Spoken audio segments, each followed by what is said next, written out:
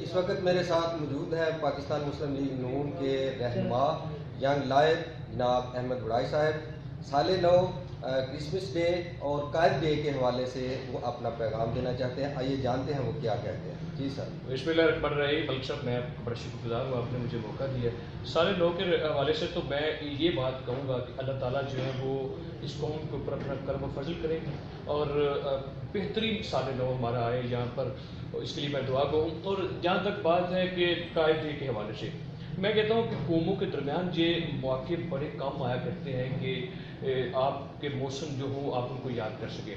سو جناب کی قربانیاں جو ہے میں ان کو خراج تحسین پیش کرتا ہوں۔ جناب نے وطن عزیز کے لیے بہت ساری قربانیاں دیں اور لاکھوں لوگوں کی جو مائیگریشن تھی اس میں ہماری بنیادیں جو اس میں خون شامل ہے۔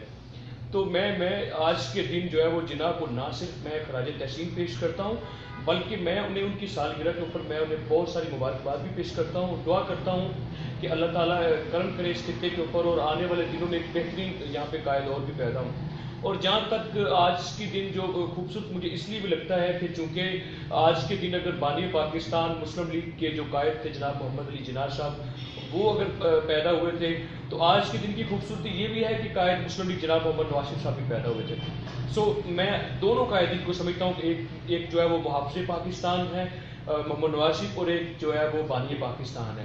مسلم لیگ سے ہماری بقا جڑی ہے۔ عقیدتوں کے حوالے سے میں یہ کہوں گا کہ ہمارے جھنڈے میں بھی جو سفید رنگ ہے وہ عقیدتوں کی نمائندگی کرتا ہے۔